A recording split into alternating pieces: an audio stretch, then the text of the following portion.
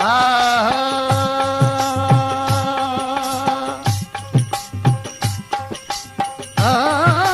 मिठा तू मुझा पिरी मुँह मिठा तू मुझा पिरी तू मुँह घुंजायो छो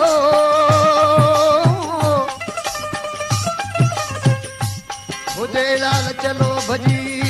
असीं सायो कयूं सो तो मन चितायो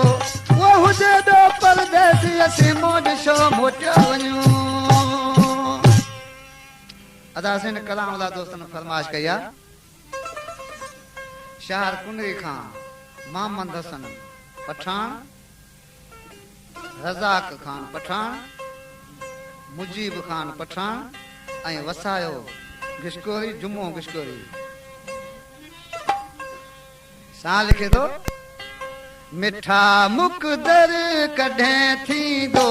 मूंसां भाकर तूं पाईंदे मिठा मुकदर कॾहिं थींदो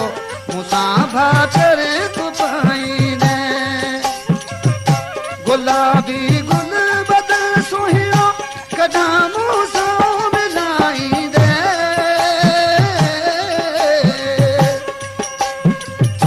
मिठा मुकदर कॾहिं थींदो मूंसां भाकर तूं पाईंदे मिठा मुकदर कॾहिं थींदो मूंसां भाकर तूं पाईंदे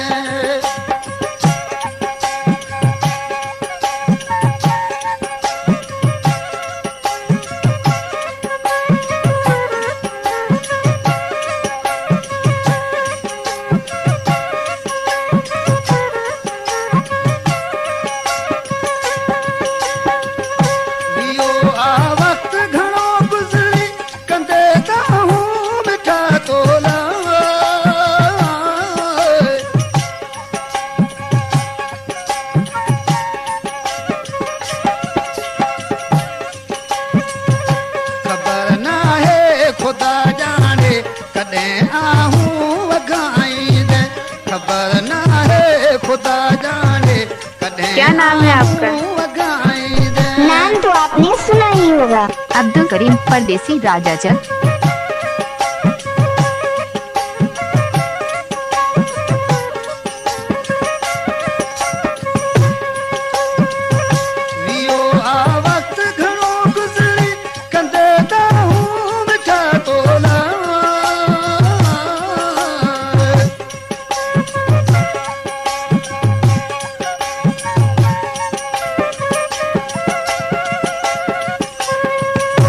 खबर ना है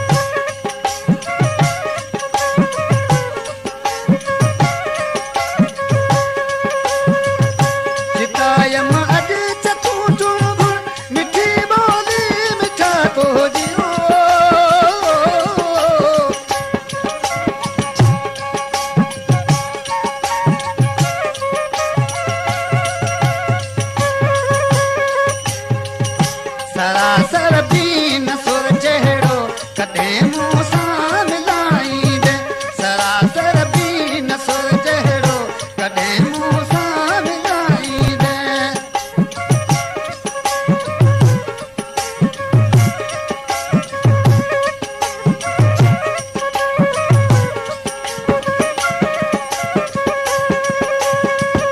मिठा मुक़दर कॾहिं थींदो मूंसां भाकर तूं पाईंदे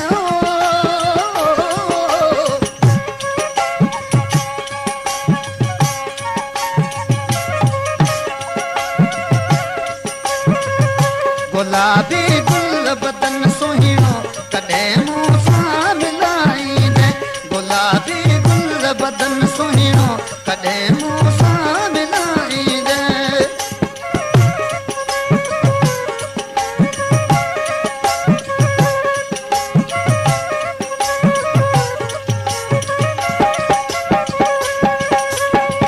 ॻोठ आदम रिंद खां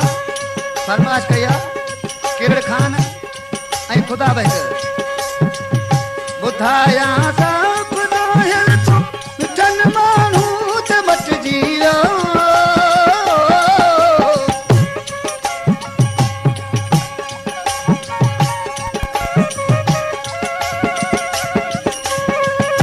ॾिनो राणल न तोरोई रुॻो मूंखे रुआईंदे ॾिनो राणल न तोरोई रुॻो मूंखे रुआईंदे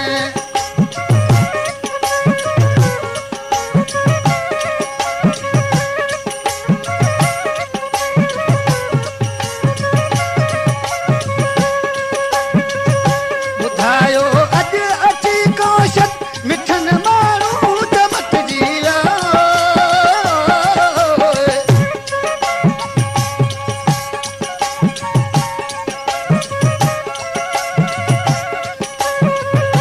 ॾिनो राणल न तोरोई रुॻो मूंखे रुआईंदे ॾिनो राणल न तोरोई रुॻो मूंखे रुआईंदे